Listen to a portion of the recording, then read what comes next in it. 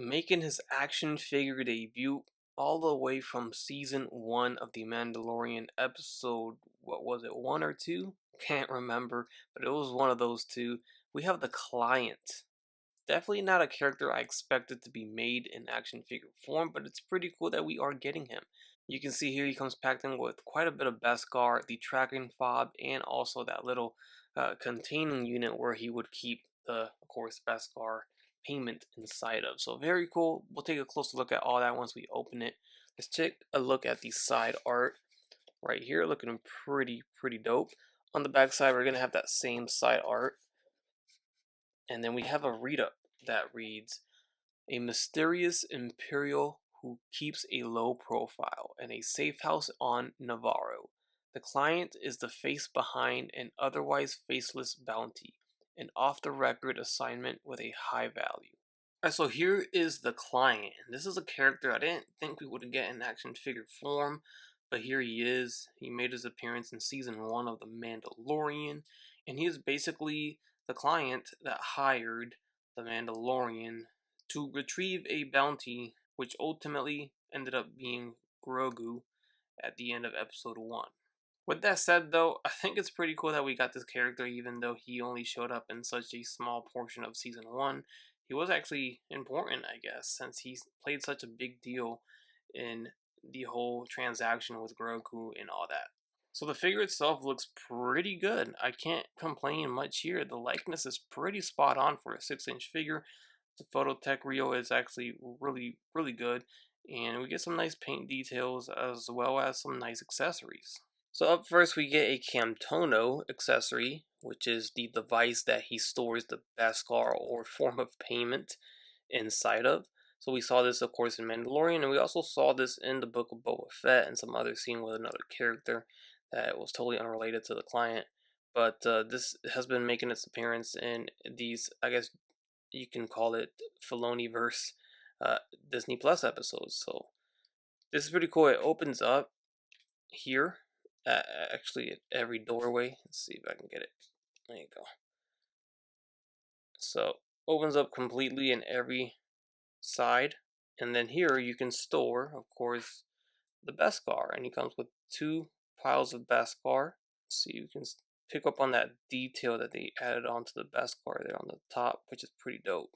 And you can just slide it in like this, so you can have it displayed on a table waiting for Mando to arrive with the asset.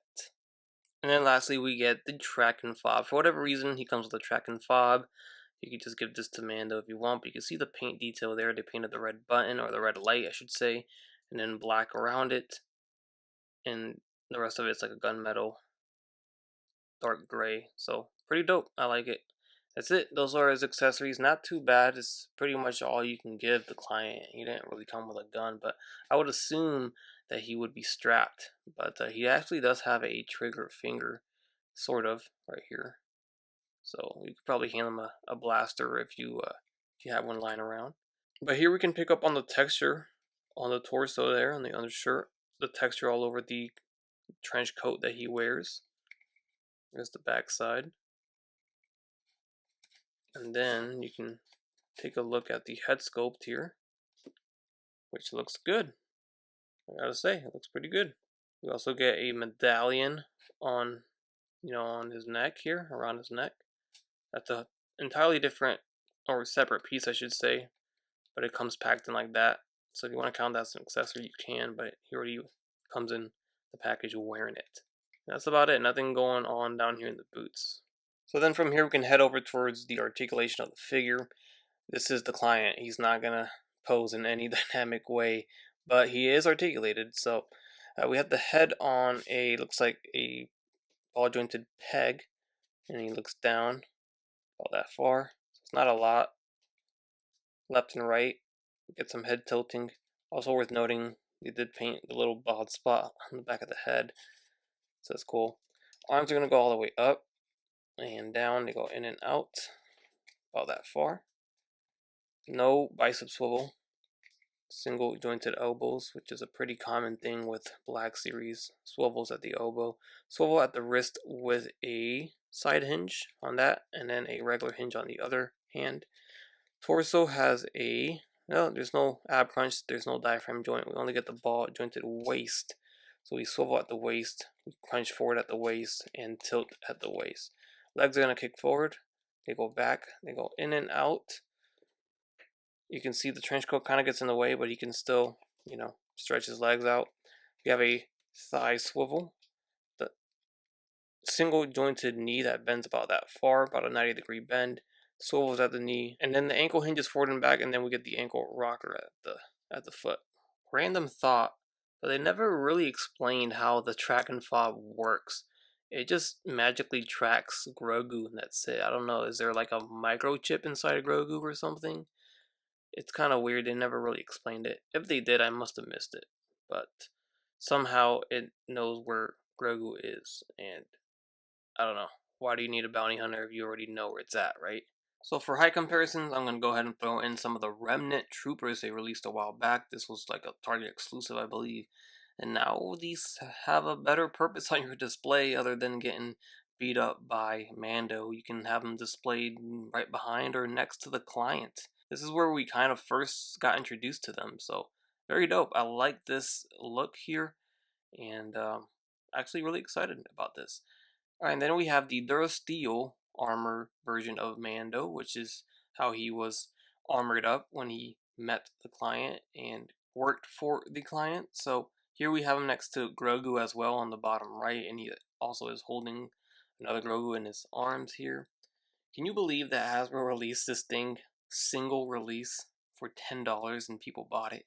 Pretty nuts to think about now, but yeah, that tiny little thing sold on its own. The Camtono is bigger than that Grogu figure.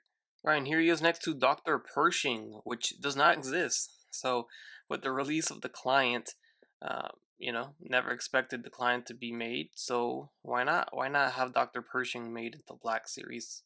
I think it goes right along this release here with these kind of side characters from Mando, and I guess the reason why this release was because Mando is so popular that we'll buy it, and I am really interested in a Dr. Pershing as well, so that definitely would be cool. Overall, I think it's a great figure that's definitely not for everyone. I can see some people passing on this. It's not a necessary character, especially if you don't collect them all.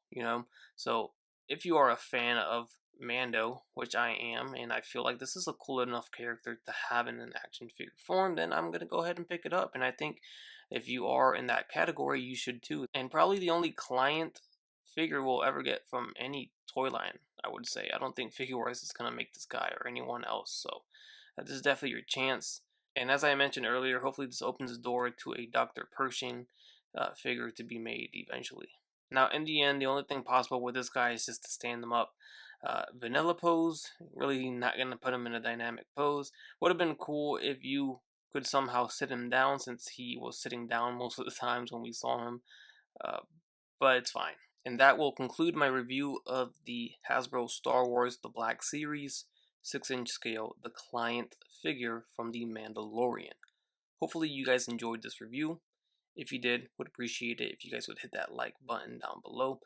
And let me know your thoughts down in the comments section. Would like to hear it.